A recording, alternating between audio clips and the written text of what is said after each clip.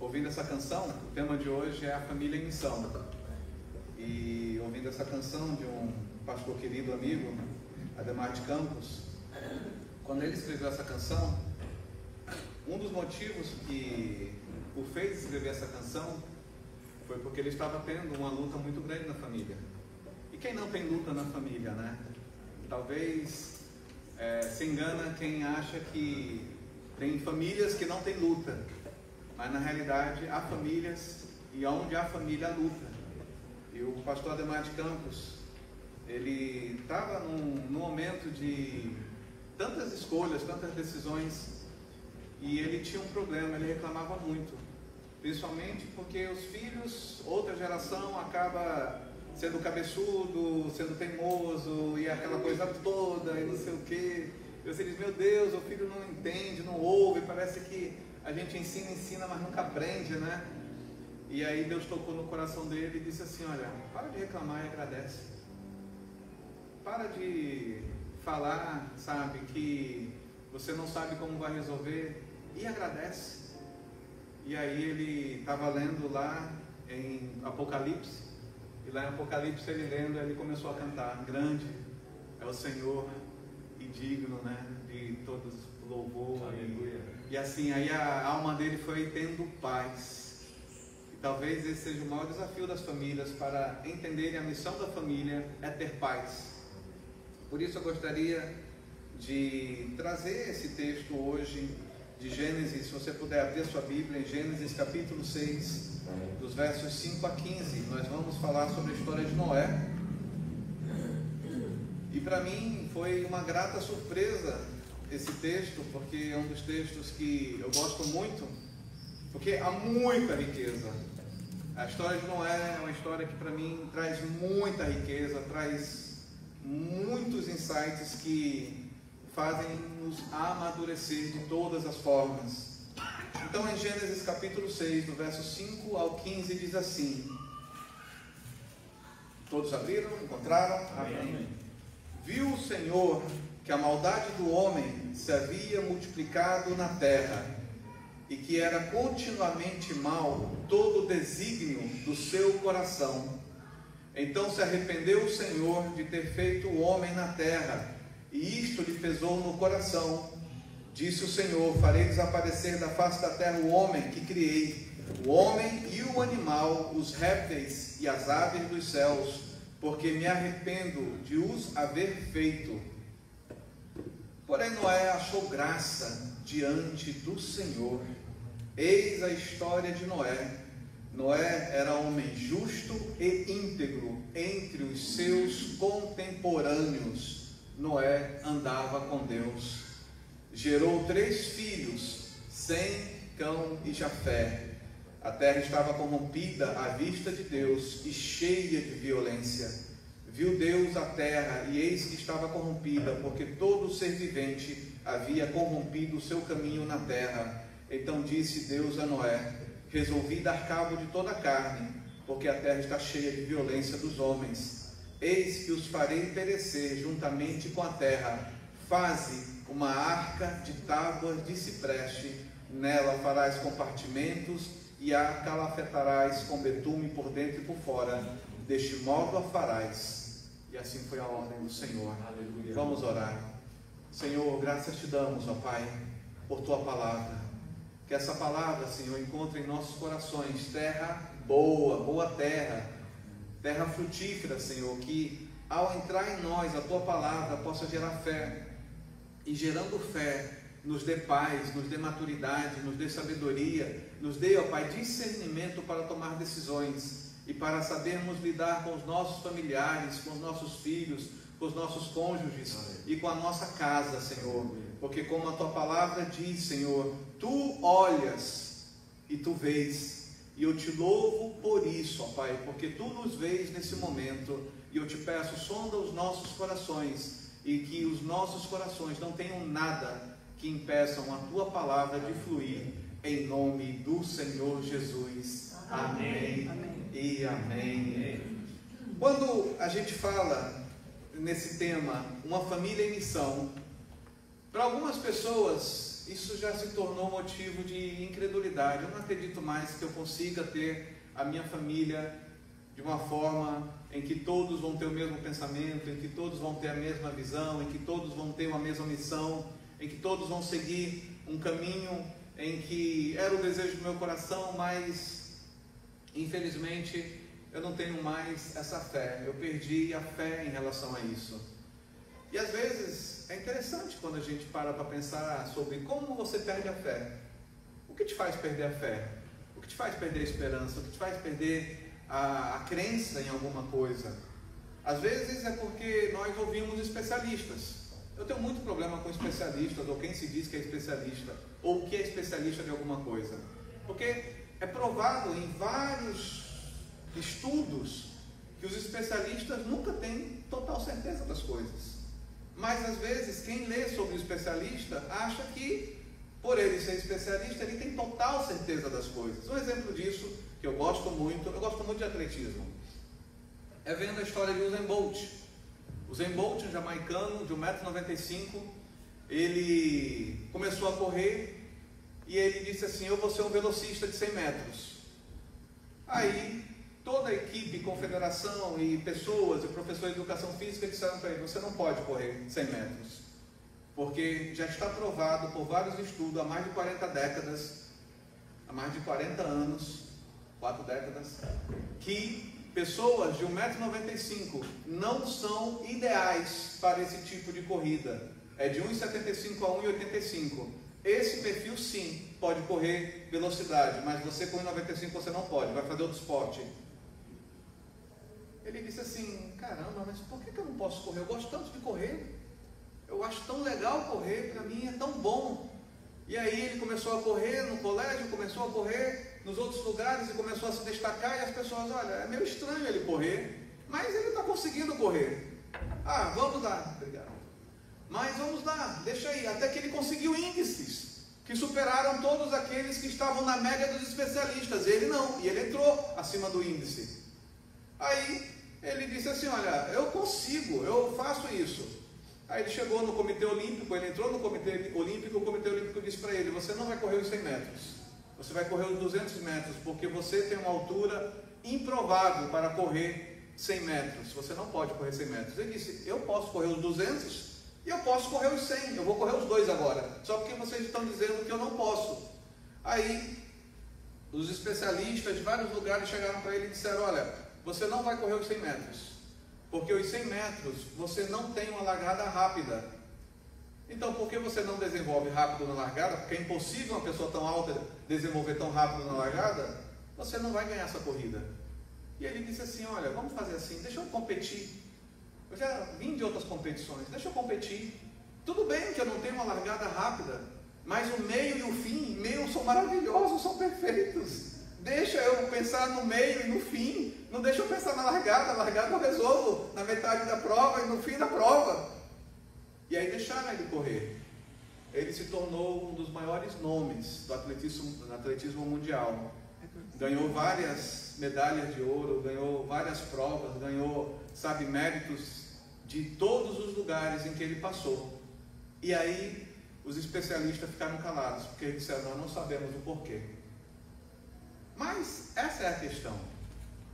Talvez um dia nós vamos entender que quando nós acreditarmos mais no Deus que a gente serve, mais em nós mesmos, em relação àquilo que a gente sabe que pode e não pode, a gente vai muito mais longe do que só ouvindo a opinião dos outros.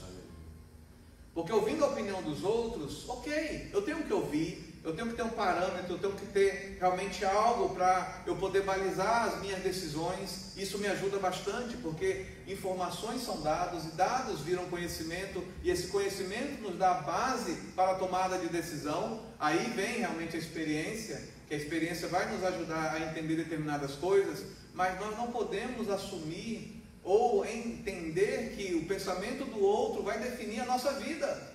Nem a criação de filhos, nem o que é família, nem o que é sucesso. Pergunta para qualquer pessoa, o que é sucesso? Cada um tem uma opinião diferente, porque depende do ponto de vista. Às vezes sucesso é ter paz. Às vezes para um sucesso é ter uma cadeira. Às vezes para outro sucesso é ter uma casa. Às vezes, para outro, sucesso é ter uma casa alugada. Para uns é uma casa comprada, para outros é uma casa alugada. Eu tenho vários amigos que não compraram nada, porque eles estão num pensamento, e todos vocês sabem que hoje muitos acreditam que é melhor alugar do que comprar. Eu não penso nisso, mas tem gente que pensa assim. E tudo bem, é escolha, é vontade, e estão indo, estão crescendo. Mas é o tipo de situação que você vê, olha, toma cuidado com os especialistas, toma cuidado com aqueles que querem definir coisas que você ainda não experimentou, que você não fez um caminho. Existe na NASA, lá em Washington, quando você chega lá em Washington, na sede da NASA, a NASA tem 4 centros, e eu gosto muito de, às vezes, falar com o Francisco e com outras pessoas aqui sobre temas aeroespaciais. Talvez vocês nem saibam, mas eu sou filatelista, e o tema da minha coleção de selos é tema aeroespacial. Então tem um monte, principalmente da Guerra Fria, que aí você pega da Romênia, da Bulgária, pega da época da Guerra Fria, de Cuba. Então tem muitos temas aeroespaciais, mesmo que eles não tivessem nada. Mas eles lançaram muitas coisas interessantes no tema aeroespacial. E envolve muito a NASA. E a NASA, quando você entra lá em Washington, na sede, você pega e vai conversar com as pessoas dizem assim, você já viu a abelha? Para muitos, essa história é uma lenda. Mas a NASA nunca desmentiu. E quando você vai na NASA, funcionários da NASA te falam isso. Então você chega lá e entra lá, e aí eles te contam, você já viu a abelha? Aí você diz, que abelha? O que você está falando? Ah, abelha? Ah, não sei do que você está falando. É o cartaz. Tem um cartaz de uma abelha e diz assim, todos os especialistas disseram que é impossível aerodinamicamente a abelha voar. É impossível pela engenharia aerodinâmica, é impossível por todas as leis da física a abelha voar. Só que ela não sabe, por isso ela voa. Talvez essa seja a realidade de muitos de nós. De repente a gente tem que ter mais fé do que certeza. Por isso que a Bíblia diz lá em Hebreus capítulo 11, ora, a fé é a certeza das coisas que se esperam e a convicção dos fatos que não se veem. Às vezes eu não tenho que ter a certeza para tomar um passo de fé. Às vezes eu tenho que tomar um passo de fé. Às vezes eu tenho que pedir um conselho. Às vezes eu tenho que orar mais. Às vezes eu tenho que fazer um mapa melhor de planejamento, entender aquele projeto melhor. E assim de várias formas, cada um na sua individualidade vai chegando a um encontro de decisão. Mas nós não podemos pegar uma resposta para um que deu certo e tentar coletivizar isso como se fosse dar certo para os outros, porque não é assim que funciona, nem a oração funciona assim. Essa semana lá no hospital com a Eune, teve um momento que eu disse assim para Deus, Deus, às vezes eu não entendo, o Senhor é um Deus tremendo, o Senhor é um Deus que faz maravilhas, eu já vi tanta coisa acontecer, eu já vi braço crescer, já vi olho voltar, já vi pessoa ressuscitar, já vi tantas coisas acontecerem, e às vezes você olha assim, um simples mosquito, pica uma pessoa, a pessoa pega dengue e fica numa situação, daqui a pouco, meu Deus do céu, para mim, às vezes a oração tinha que ser tão simples, né, Senhor? O mosquito picou, orei, está curado. Mas nem sempre é assim. E eu não estava criticando Deus, eu estava dialogando com Deus. E Deus me trouxe uma coisa na cabeça que eu fiquei assim, até constrangido, mas foi interessante, porque você vai aprendendo com as coisas, né? E Deus me trouxe assim, aquela imagem de Jesus na cidade dele, em Nazaré, e Deus me fez a seguinte pergunta: Jesus deixou de ser Jesus porque ele não conseguiu curar em Nazaré? Está na Bíblia. A Bíblia diz isso, e ele não pôde fazer muitos milagres ou curar, porque a incredulidade dos que estavam ali era muito grande, a não ser alguns que ele pôs nas mãos. Eu fiquei pensando, é verdade, Jesus não deixou de ser Jesus porque ele não curou. E a Bíblia ainda fala mais, e Deus falou para mim desse jeito: Jesus deixou de ser Jesus, ou ele só se tornou Jesus depois que ele passou pela tentação? Jesus passou pela tentação, ele foi tentado. Então Jesus não foi Jesus porque ele foi tentado? Eu digo, meu Deus, é verdade, Senhor.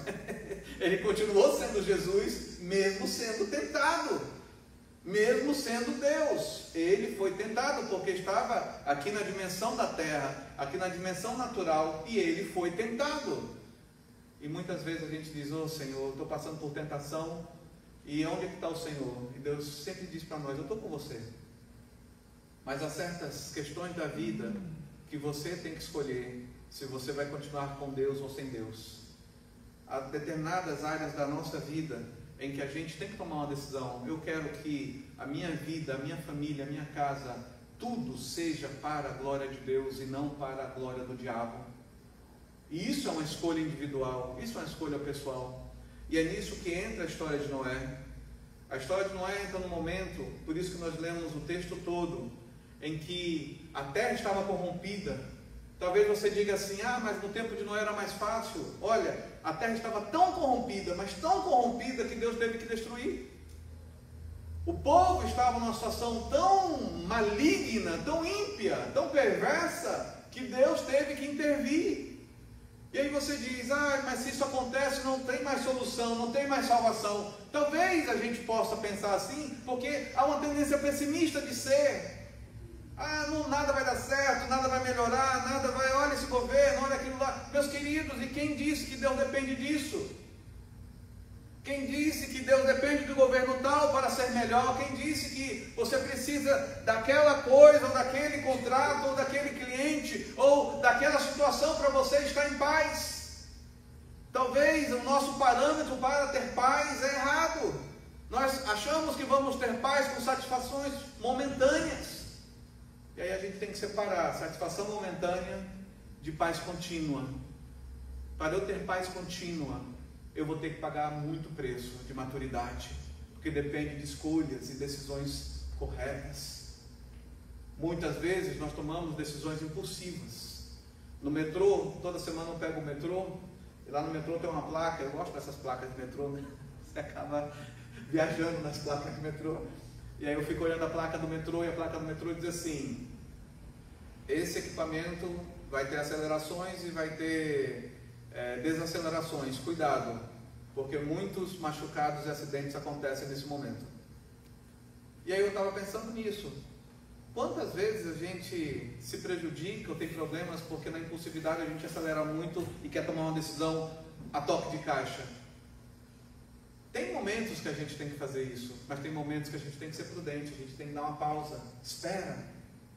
A palavra espera para muitos de nós é muito difícil, porque a gente quer fazer, a gente é pragmático, a gente quer ir na resposta, a gente quer ir na solução, a gente quer ir no resultado, e por não ser paciente, muitas vezes a gente se precipita, e se precipitando, nós entramos em caminhos que depois para resolver é pior ainda. E outras vezes é a desaceleração. A gente entra num estado de,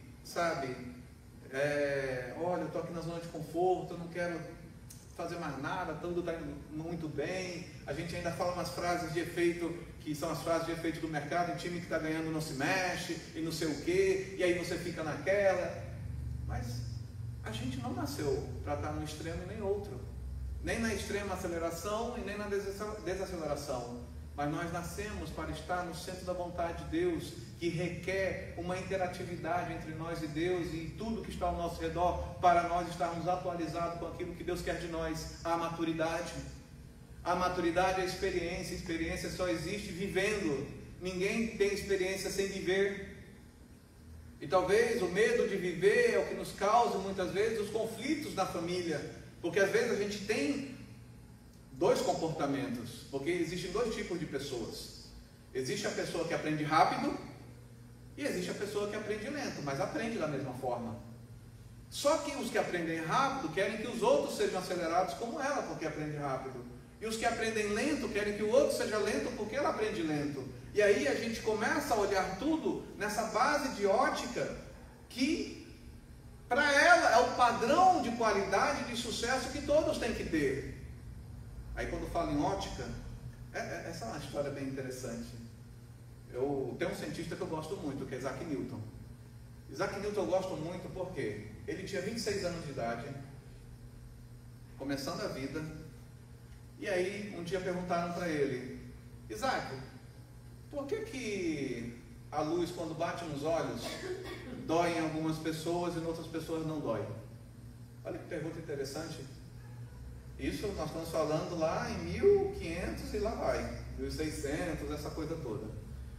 E aí Isaac Newton disse assim: espera aí, espera que eu vou olhar. Começou a pesquisar, começou a ver e tudo mais, não sei o que, ele descobriu que não existia nada que falava sobre isso. E ele, a partir dali, criou os princípios da ótica.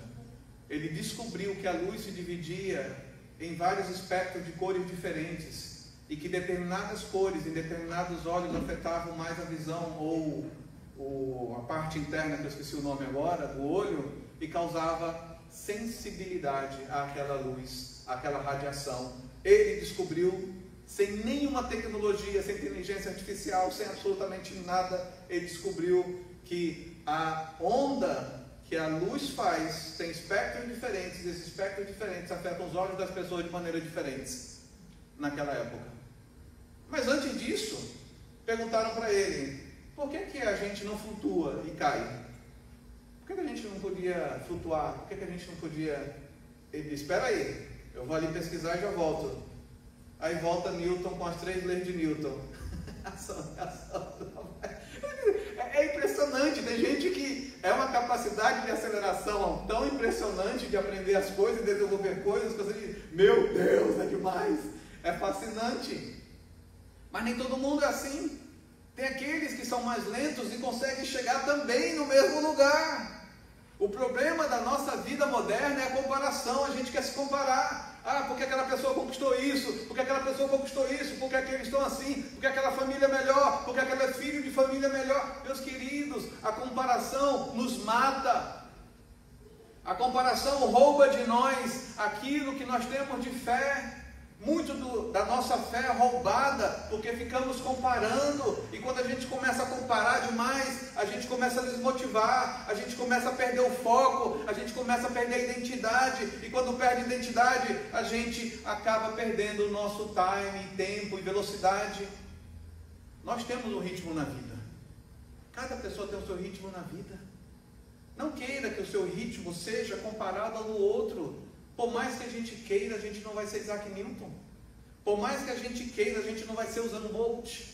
Por mais que a gente queira, a gente não vai conseguir determinadas coisas. Eu lembro que na minha infância, eu tinha um desejo muito grande de fazer engenharia genética. Só que para mim, na época, era um curso impossível. Família humilde, aquela correria da vida, os pais lutando para viver e não sei o quê. E só tinha das faculdades na época que faziam engenharia genética. Eu amava esse tema, mas eu sabia que para mim não era uma opção viável. Eu tinha uma outra opção que eu queria, ser piloto de caça. Ser piloto de caça para mim já era uma opção mais viável. Por quê? Porque eu tinha um tio que era o chefe da manutenção dos Miragens. E aí quando ele vinha, vinha aquele caça supersônico, Mirage, você olhava, uau, que coisa bacana, não sei o que. Eu quero ser piloto, o sonho de toda criança, sabe? Mas é aquela coisa, para você conseguir determinadas coisas, você tem que ter oportunidade, recursos e conhecimento, né? Se você faltar um pouco desse tripé, você não vai conseguir facilmente passar no concurso público e fazer as coisas e não sei o que, aquela coisa toda. Não consegui, acabei fazendo um curso de ciência da computação, mas eu ficava assim: Deus, eu gostaria tanto de ter experimentado aquilo lá, Senhor, eu gostaria tanto de ter, participado daquilo, até que um dia, Deus abriu a porta. Eu estava lá nas Bahamas, num prêmio de vendas, um caçador de talentos, um headhunter lá da França, ele me liga e diz assim: olha, a gente viu o que você fez nessa empresa que você está trabalhando e a gente tem um projeto para você. Você topa esse projeto? Eu disse: o que seria o projeto? Ah, seria um projeto assim, assim, assim de engenharia. Você topa? E eu não sou engenheiro, eu sou da área de ciência da computação. E aí eu disse: olha, é bem interessante, qual que é o nome da empresa? A empresa era exatamente a fabricante dos Miragens, da Soul. Aí eu consegui ter aquela experiência trabalhando na empresa que fabricava os aviões de guerra. Eu digo, Deus meu, às vezes não é como a gente quer, Deus manda para uma outra forma e continua sendo uma coisa que vai te dar aquele sentimento de conquista, aquele sentimento de realização, e talvez essa é a esperança que nós tenhamos que ter. Às vezes, fisicamente você não consegue fazer tudo, mas você consegue fazer coisas que vai cumprir o desejo do seu coração, como diz em Salmos 37, 4 e 5, deleita-te do Senhor, agrada-te do Senhor, e Ele satisfará o desejo do seu coração. Aleluia.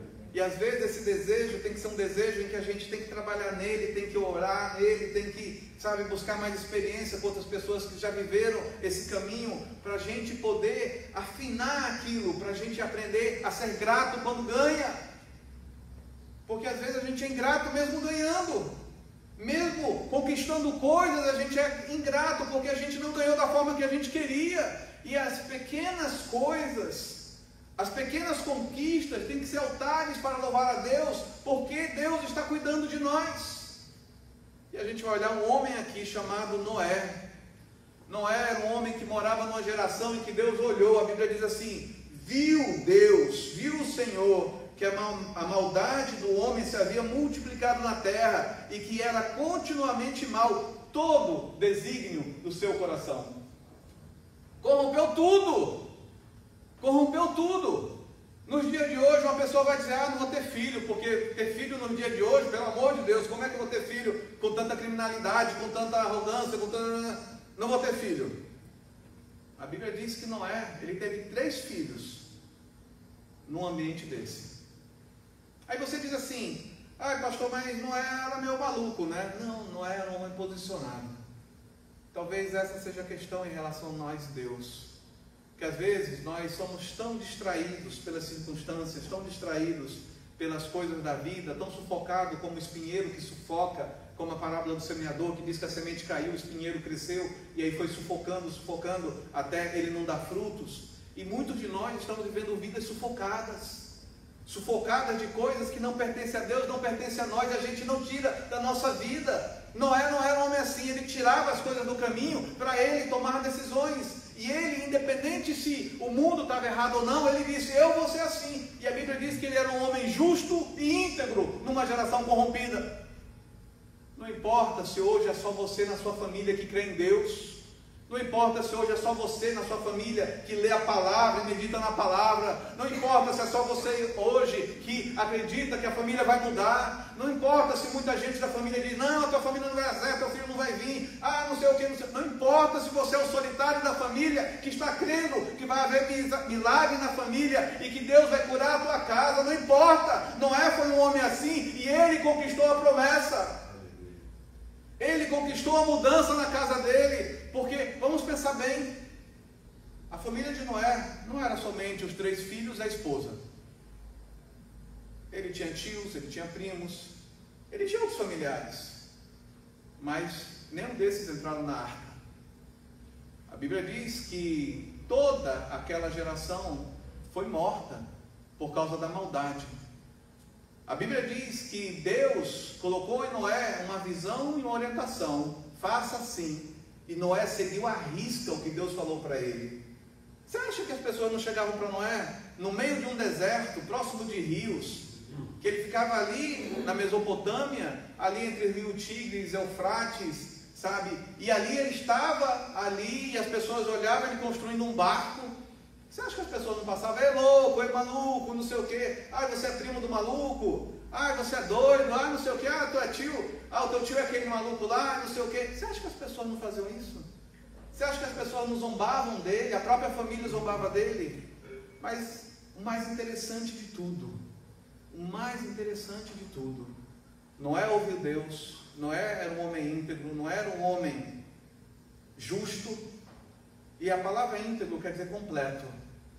É uma pessoa que não é fragmentada, é uma pessoa que ela é plena, sabe? Eu estou confiante nisto, eu estou confiante de que Deus é Deus, eu estou confiante de que a palavra do Senhor é fiel, eu estou confiante no que Deus me falou.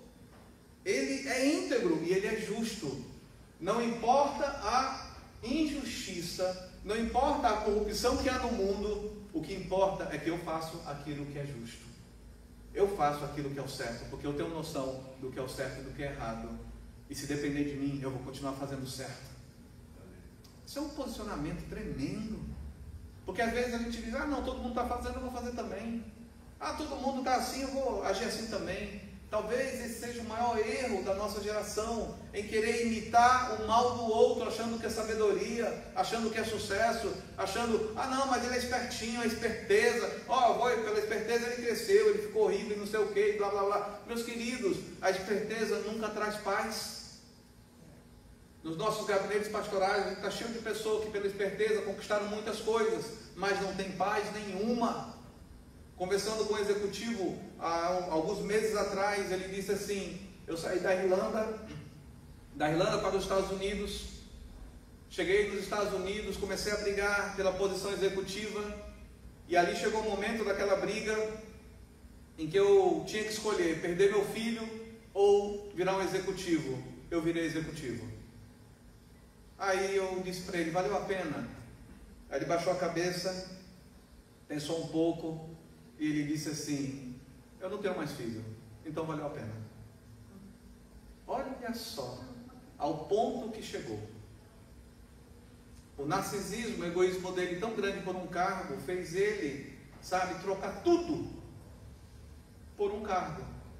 Hoje o filho dele tem 27 anos, não fala com ele, vai ter um casamento, ele não foi convidado, porque ele não faz parte da família do filho. O filho não o vê mais, porque não há mais nenhum tipo de vínculo, e ele não faz esforço algum para se aproximar do filho. E aí você diz: mas o filho não teria que ir lá e fazer. O filho tentou, mas todas as vezes que o filho tentou, ele estava ocupado em reunião. Então, talvez assim, a nossa agenda vai estar sempre ocupada para aquilo que é importante. A gente vai estar cuidando das urgências da vida, a gente vai estar apagando os incêndios da vida, e a gente não ainda percebeu o que é importante para nós.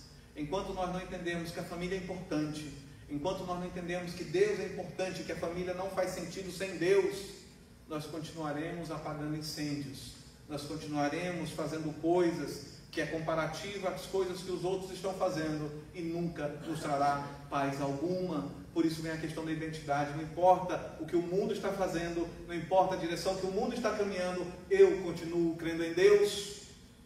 Eu continuo crendo que a minha família será salva. Fazer que nem Josué: olha, vocês ainda têm outros deuses nas suas casas, vocês viram os milagres de Deus, vocês viram o poder de Deus, vocês viram tudo aquilo que Deus é capaz e pode fazer, mas vocês continuam com deuses estranhos. Eu tomei uma decisão, eu e minha casa serviremos ao Senhor. E José tomou essa decisão solitária, e talvez essa decisão solitária foi inspirada no que Noé fez, porque Noé tomou uma decisão solitária de ser um homem justo e íntegro numa geração corrompida. Mas vão me chamar de trouxa, e qual o problema? Mas vão me chamar de bobo, e qual o problema? Se você ainda tem problema de ser taxado de alguma coisa porque não concorda com a maioria, então você não está seguro de si. Noé era um homem que ele se posicionou, e porque ele se posicionou, no verso 8, que para mim esse versículo é sensacional. Porém, talvez a tua vida está indo num caminho, numa direção em que você diz assim: Deus, tem que ter uma intervenção, tem que alguma coisa acontecer, porque se não acontecer, Senhor, eu vou me perder. E nesse momento vem um porém de Deus. Porém, Noé achou graça diante do Senhor. Glória a Deus. Aleluia.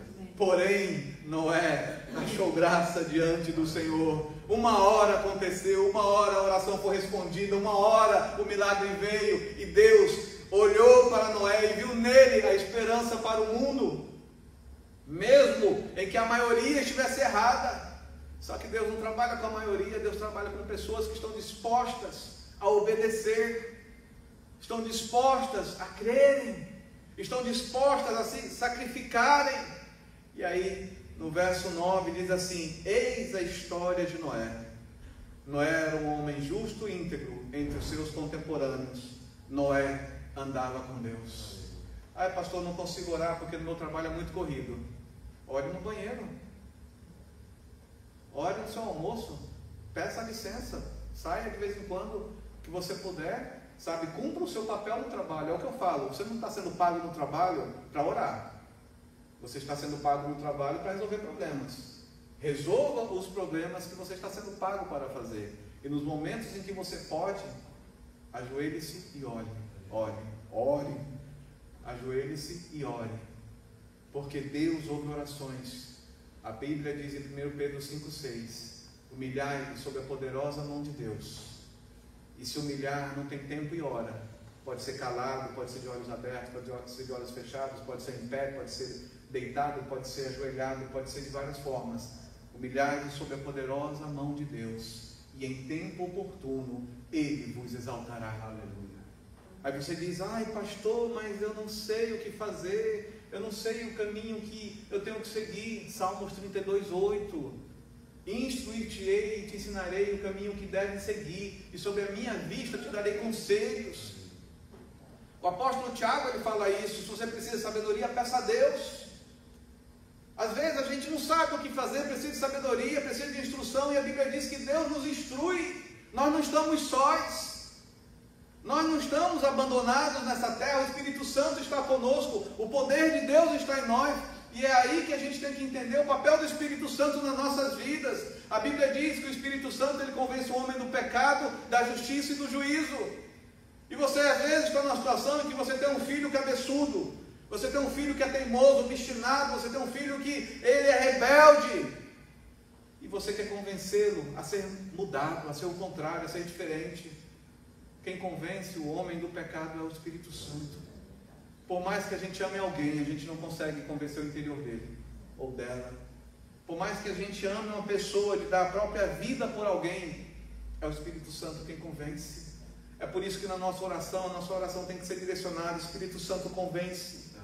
Convence, Senhor, porque está no caminho errado. Convence, Senhor, porque está na decisão errada. Convence, Senhor, porque está tomando atitudes erradas.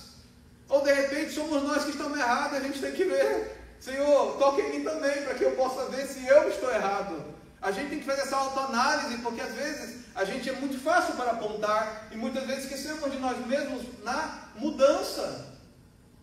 Queremos que o outro mude, mas a gente não quer mudar.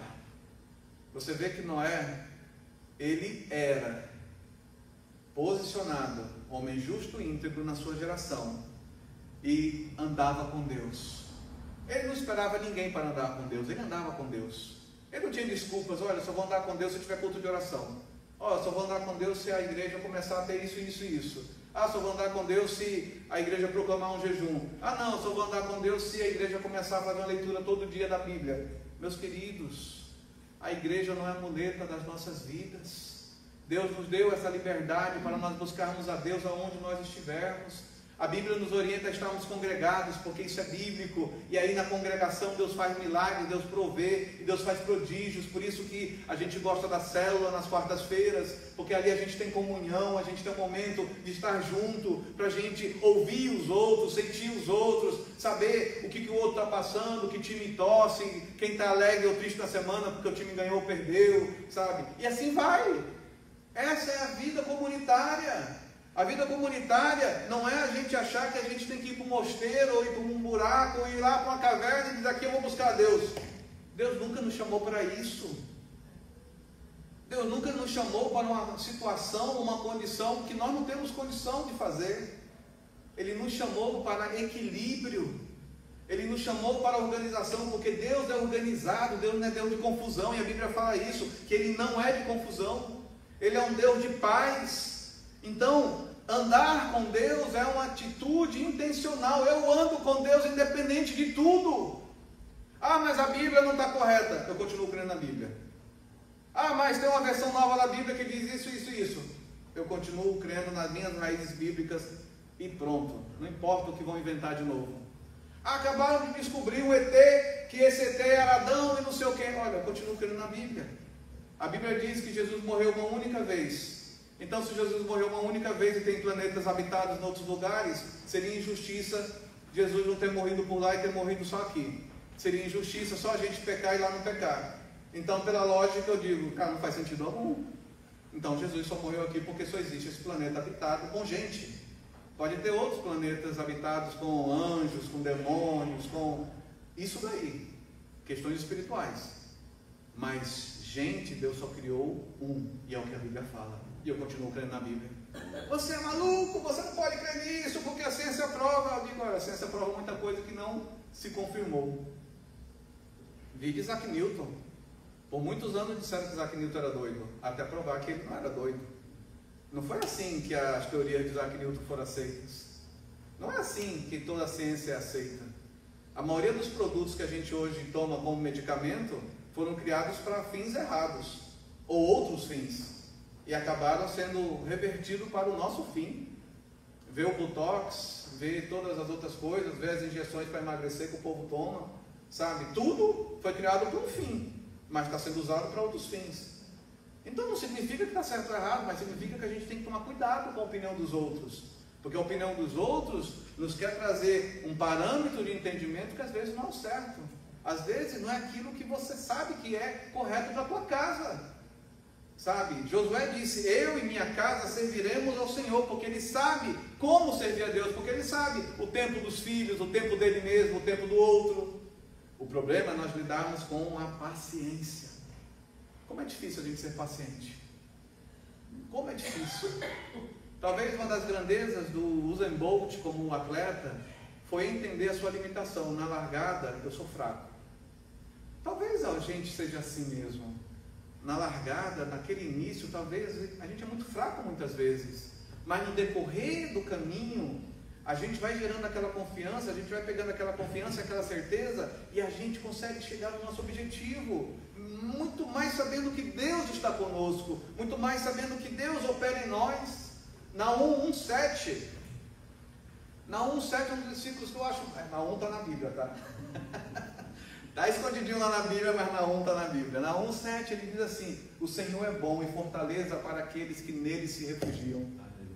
Sabe, às vezes a gente tem que entender que eu me refugio em Deus, eu me refugio nele, sabe, aquele que habita no esconderijo do Altíssimo, a sombra do Onipotente descansará. Às vezes eu estou querendo descansar longe de Deus, fora da orientação de Deus, fora do contexto que Deus me deu sabedoria para criar, para fazer as coisas, para definir as coisas.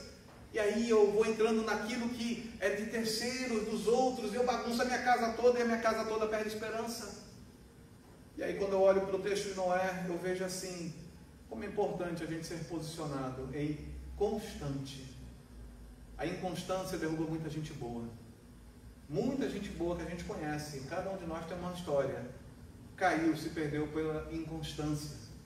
Uma hora está assim, uma hora está do outro jeito. Uma hora está daquele jeito, uma hora fala isso, outra hora fala aquela coisa lá. E aí você diz, meu Deus do céu, mas como? Como é que eu vou entender o que essa pessoa quer se eu não entendo aonde ela vai se manter firme? Parece que ela está flutuando. E a pessoa inconstante, sabe? E a Bíblia fala, é como aquela, lá em Tiago diz assim, é como aquele que olha no espelho, sabe? E acabou de olhar o espelho e não sabe como está. E fica inseguro. E quem é inseguro gera insegurança nos outros. Aí fica todo mundo inseguro, fica todo mundo perdido, até alguém se posicionar. E essa é a questão de Noé. Noé, de uma maneira tremenda, que não temos os detalhes aqui, ele influenciou as suas filhas, os seus genros e a sua esposa, porque todos eles acabaram ajudando a Noé a construir a arca. Todo mundo dizendo que aquilo era loucura, mas a família de Noé entendeu que o pai era um homem justo e íntegro. A família de Noé entendeu que ele andava com Deus. A família de Noé entendeu, aqueles todos podem falar o que quiser, mas eu conheço meu pai. Meu pai é assim, assim, assim. Sabe coisa bonita alguém falar de você?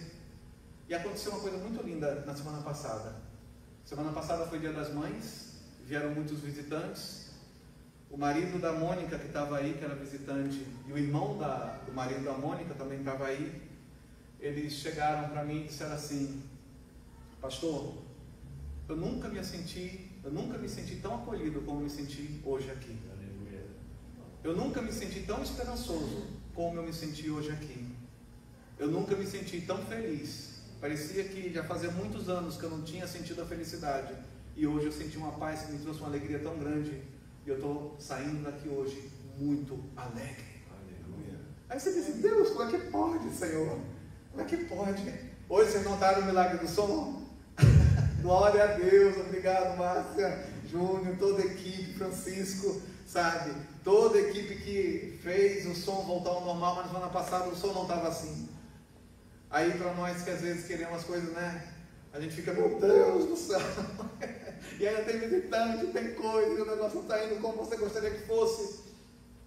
Mesmo assim, Provérbios 3,6. Eu não vou nem falar ele, porque vocês já devem ter decorado, né? Que é o versículo que eu mais falo aqui. Provérbios 3,6, quem lembra? Reconhece o Senhor em todos os seus caminhos, e Ele endireitará as suas veredas. Às vezes as coisas não estão como planejado, às vezes a gente não tem um controle, às vezes a gente não tem, sabe, o poder de mudar aquela determinada situação, mas às vezes a gente tem o poder de dobrar os joelhos e orar, entregar a Deus e dizer, Senhor, eu preciso de Ti, eu preciso que o Senhor faça, Senhor, eu preciso que o Senhor mude, eu preciso que o Senhor abra a porta, eu preciso que o Senhor transforme, eu preciso que o Senhor cure, eu preciso que o Senhor restaure, e a consequência vem de Deus e não de nós.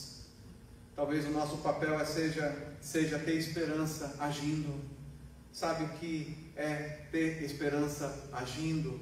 É como diz em Salmos 42, assim como a costa suspira pelas águas, assim, Senhor, suspira por Ti, sabe? A minha vida, eu suspiro por Ti. E aí, esse desejo de saciar a sede, é uma esperança de que eu vou beber água, mas eu tenho que tomar uma atitude para beber a água. Não é uma coisa, sabe, passiva, é uma coisa ativa em que eu vou lá agir, que eu vou lá trabalhar, que eu vou me esforçar. E aí Josué, ele ouviu isso de Deus, esforça-te e eu te ajudarei. Talvez a gente está perdendo a esperança, porque o mundo está corrompido, porque muitas coisas estão contrárias àquilo que a gente acha que não deveria ser daquela forma, mas Deus está no controle, Deus não perde o controle em momento algum. Nós é que temos que continuar confiando em Deus, mesmo quando as coisas não estão de acordo com aquilo que a gente acha que deveria ser. Mesmo quando a gente não tem mais esperança na família, a gente tem que voltar a ter esperança e dizer, eu talvez esteja fraco ou esteja frágil demais para acreditar em determinadas coisas, mas eu tenho um Deus que pode transformar maldições em bênçãos, que podem mudar cursos. Às vezes eu fico pensando sobre o ladrão da cruz. Haviam 2 ladrões lá na cruz.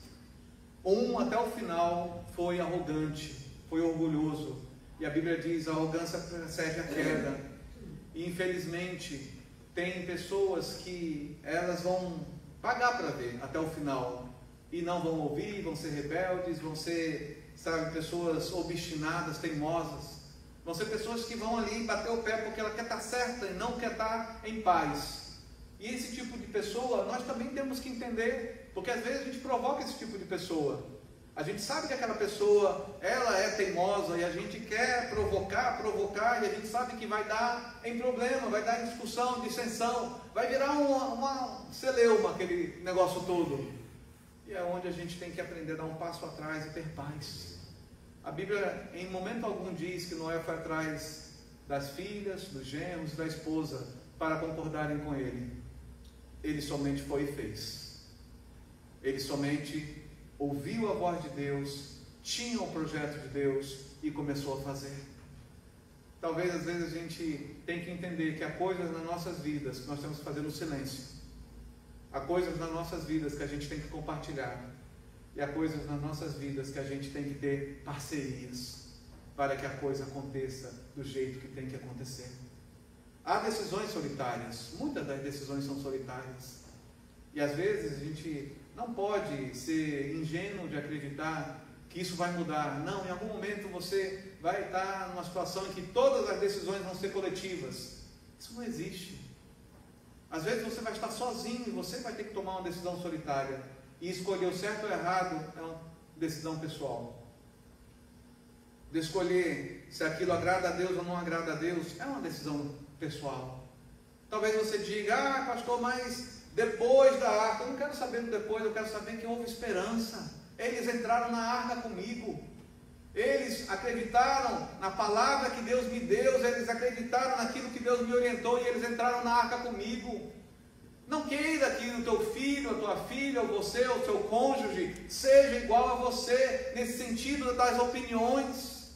Porque cada um pensa diferente, cada um tem o seu tempo diferente, cada um tem a sua maneira diferente e um processo diferente de experimentar Deus. E talvez esse seja o problema. Todo mundo gostaria que todo mundo fosse santo, em plena santidade, que saísse flutuando, vendo anjos. Essa semana uma pessoa me ligou, e uma pessoa assim, tremenda, gente finíssima, muito gente fina. Sabe aquelas pessoas que são bacanas pra caramba, dizendo, meu Deus, essa pessoa é muito legal. Só que ela disse uma coisa para mim que eu digo, meu Deus do céu, por que os legais fazem bobagens? Mas acontece, pessoas boas fazem bobagens, mas não significa que ao fim da vida é aquela pessoa, não significa que ela, sabe, virou a casaca. Não, não é nada disso. Ela ligou para mim e disse assim, pastor, eu comecei a seguir um pastor, e esse pastor, ele tem falado tanta coisa, e eu conversei com ele, e ele me diz assim, chegou o momento de maior maturidade na sua vida espiritual, e ela disse assim, o que é? É você orar a Deus pedindo o nome do seu anjo. Mas como assim, Jesus? Né? E você fica na expectativa, né? Poxa, essa pessoa é bacana, essa pessoa é legal, essa pessoa sempre traz coisas boas, mas a pessoa deu um tropeço, uma queda, capotou. Eu disse, fulano, me diz uma coisa, aonde é que na Bíblia Deus nos orienta a pedir nome de anjo? A Bíblia diz ainda muito mais interessante o que a Bíblia mostra, que todos que perguntaram o nome do anjo, ou tentaram se prostrar diante do anjo, o anjo repreendeu e o anjo não deu o nome. Quando você vê o anjo falando para Daniel, é o anjo que voluntariamente diz o nome. Daniel não pergunta o nome dele. Quando Maria está com o anjo, sabe, é o anjo que fala o nome para Maria, não é a Maria que pergunta o nome dele. Aonde é que na Bíblia diz que a gente tem que pedir o nome do anjo para a gente ser maduro? Olha as imaturidades nossas de vez em quando. Às vezes a gente é maduro em muitas áreas. Estava até conversando hoje com a minha mãe sobre isso. A gente é maduro em muitas áreas, mas tem momentos da nossa vida que vem umas imaturidades, que vem umas coisas, que eu digo, meu Deus do céu, como eu ou essa criatura conseguiu chegar numa coisa tão criativa e louca desse jeito. Mas acontece, mas não é o fim da nossa vida. Talvez esse seja o ponto de você entender o posicionamento de Noé. Ele continuou a ser íntegro e justo, independente de loucuras, de bobagens ou de maneiras. Porque nem tudo aquilo que você tem de um jeito é a maneira correta. Isso é eficiência. A eficiência, ela tenta sempre melhorar aquilo que está sendo feito num processo ou num produto. E aí, na eficiência, você vai descobrindo a metodologia operacional de resolver questões que antes você não tinha pensado. Exemplo, eu estou ouvindo aqui um barulhozinho no som. No padrão pode estar perfeito, mas de repente pode surgir alguém e dizer, olha, se a gente pegar um manômetro da vida, entre aspas, que não é um manômetro, né? E a gente colocar aqui, ouvir os decibéis e não sei o que, e de repente descobrir que tem uma forma de diminuir ou aumentar os decibéis. E vai sempre melhorar, porque eficiência e mudança é isso. Daí vem a inovação. Nós não teríamos lâmpadas se alguém não tivesse sentido falta. Nós não teríamos cadeiras se alguém não tivesse sentido falta. E é isso, talvez, que seja interessante em relação à nossa família. É nós sentirmos a falta do que o outro faz quando está próximo de nós. E essa falta que a gente vê que o outro faz quando está próximo de nós, nos motivar a orar mais, nos motivar a jejuar mais, nos motivar a ler mais a palavra, nos motivar a persistir, como Noé persistiu, sabe? Noé era homem justo e íntegro entre os seus contemporâneos. Noé andava com Deus, sabe? Não importa o que está ao redor, eu vou persistir, eu vou continuar, eu vou perseverar, porque Deus me chamou para a perseverança. Deus me chamou para colocar para fora o potencial que Ele me deu. E esse é um problema, porque às vezes a gente quer comparar o nosso potencial com o potencial do outro. Eu gostaria de ter a cabeça de Isaac Newton. Quem não gostaria? Mas nós não teremos. Mas teremos muitas cabeças que o próprio Isaac Newton estaria hoje dizendo, eu gostaria de ter a cabeça do Nardelli, do Francisco, do Júnior, do Roberto, do André. Eu gostaria de ter a cabeça da Flávia, sabe? Eu gostaria de ter a cabeça da Sandra, sabe? Da Queda. Quantas pessoas olham para nós e dizem, eu gostaria de ter aquela cabeça, e a gente diz, minha cabeça não tem nada. Pelo amor de Deus, não se menospreze, porque Deus te criou, Ele te criou perfeito, Ele te criou para cumprir todo o propósito que você tem para a sua vida, porque Deus é contigo. Noé cumpriu o seu propósito e ainda trouxe a sua casa para dentro da arca, porque ele foi um homem constante. E essa é a palavra que tem que ser para todas as áreas das nossas vidas, porque ninguém confia em alguém inseguro. Ninguém confia em alguém que hoje está com Deus e amanhã está sem Deus. Ninguém confia em alguém que hoje está falando a palavra e amanhã não está falando mais a palavra. Ninguém confia naquele que oscila na vida espiritual, porque a vida emocional é um desafio para muitos, porque muitos estão aprendendo a lidar com as emoções até hoje. Mas lidar com a vida espiritual, pelo amor de Deus, é uma coisa intencional. Ou a gente se mantém firme em Deus, ou se mantém firme em Deus, não há outra opção. Por isso que a Bíblia diz, quem coloca a mão no arado não pode olhar para trás. E isso é o que vai dar propósito e realização à nossa família, é olharem para nós e olhar em nós constância e não insegurança no servir a Deus. Vamos ficar em pé e vamos orar. Aleluia. Glória a Deus. Uma família em missão só é possível quando um dá o primeiro passo. Noé deu o primeiro passo. E esse passo que Noé deu afetou o coletivo. E a gente já está falando nisso há algumas semanas. Semana passada a gente falou disso. De que uma decisão, às vezes solitária, afeta o coletivo. Então, que hoje seja você a pessoa que vai mudar a história da tua família. Que hoje seja você a pessoa que vai voltar a ter esperança na conquista da tua família. Que hoje seja você a pessoa que vai acreditar no momento novo em que a tua família, a tua casa, os teus negócios, a tua vida vai viver em nome do Senhor Jesus. Vamos cantar essa canção e em seguida a gente ora.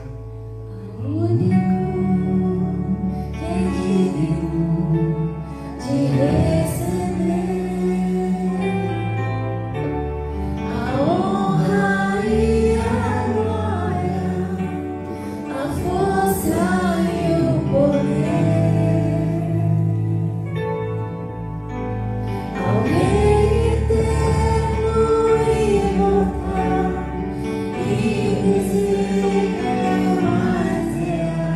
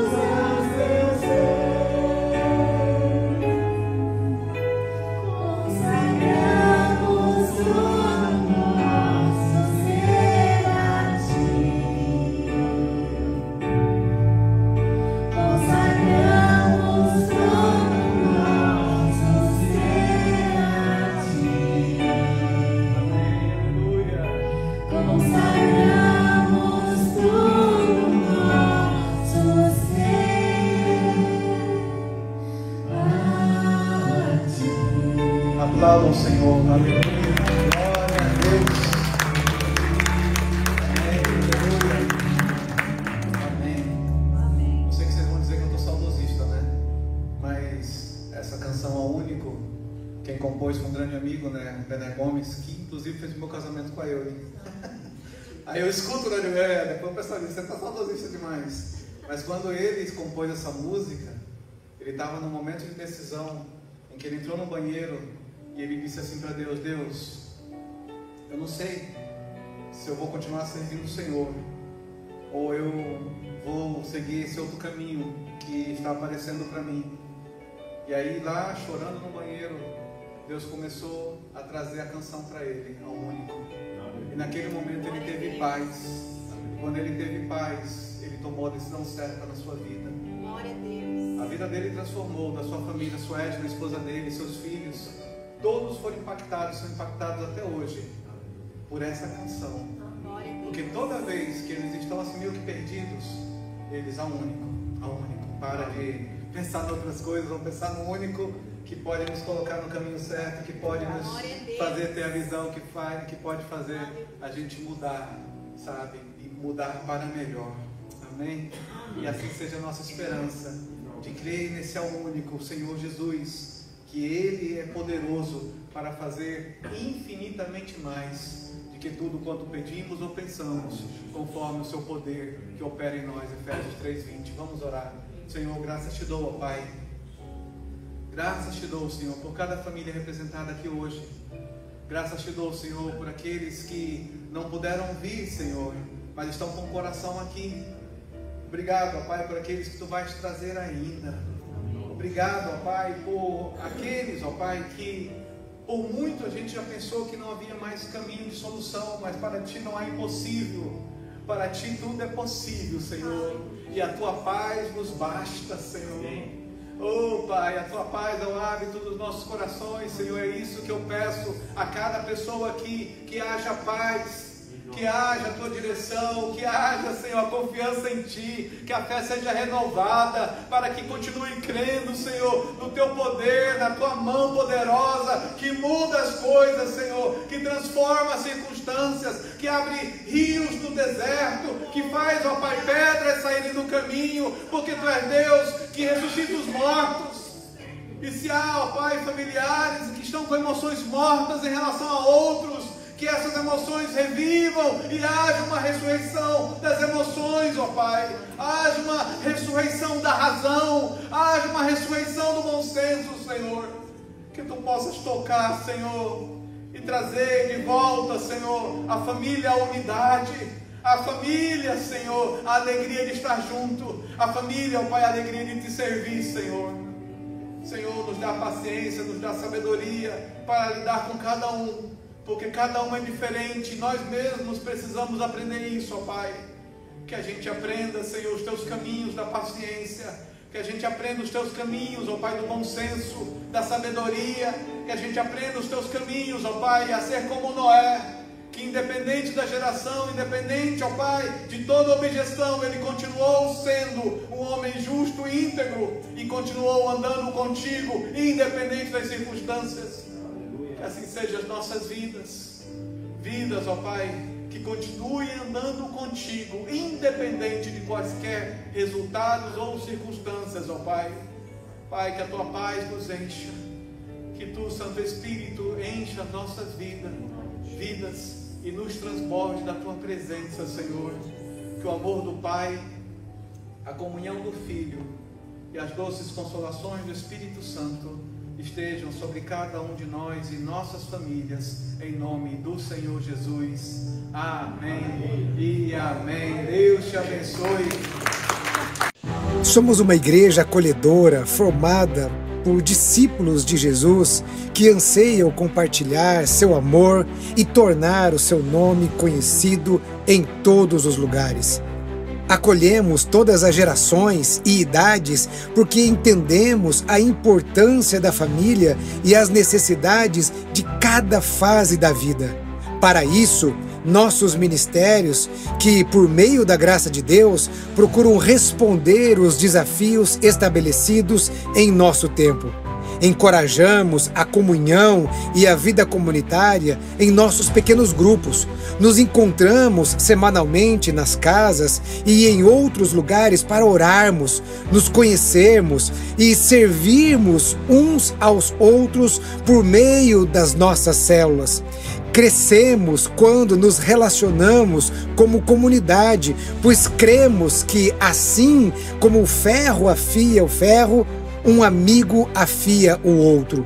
Somos apaixonados pelas Escrituras e a recebemos por inteiro, como sendo totalmente a palavra de Deus, e crendo que nela encontramos todas as respostas para todas as circunstâncias das nossas vidas. Abraçamos a grande comissão e queremos a cada dia aperfeiçoar a nossa obediência ao nosso Salvador. Proclamamos o amor de Deus pelo poder do Espírito Santo com palavras e obras, e temos visto a manifestação do seu poder nos presídios, abrigos, visitas aos enfermos, escolas e nas ruas da nossa cidade. Levamos o Evangelho às crianças, autoridades militares, refugiados, imigrantes, ricos, pobres, todos aqueles que estão de perto e de longe. Amamos missões. Com generosidade das contribuições da nossa comunidade, manifesta pela obediência a Cristo, enviamos missionários e plantamos igrejas em São Paulo, no interior do estado, no sertão, em todas as partes do mundo. Queremos ser sal e luz onde estamos, em todos os lugares e até os confins da terra. Acolhemos as vocações, dons e talentos dados por Deus. O Senhor da Seara chama a cada um de nós para o serviço e por isso encorajamos toda a nossa igreja a servir uns aos outros e também aqueles que ainda não conhecem ao Senhor e precisam da salvação e a transformação que somente Cristo pode dar. Não somos perfeitos, mas temos a perfeição dele como nosso alvo e acreditamos no discipulado como a maneira de tornar cada um de nós continuamente parecidos com Cristo. Queremos ser filhos que reproduzem e discípulos que frutificam. Ele nos enviou e disse: vão e façam discípulos de todas as nações, batizando-os em nome do Pai, do Filho e do Espírito Santo, ensinando-os a guardar todas as coisas que eu tenho ordenado a vocês. E eis que estou com vocês todos os dias até o fim dos tempos. Esse é o nosso propósito. Essa é a razão de sermos simplesmente igreja. Sejam bem-vindos à Batista do Povo.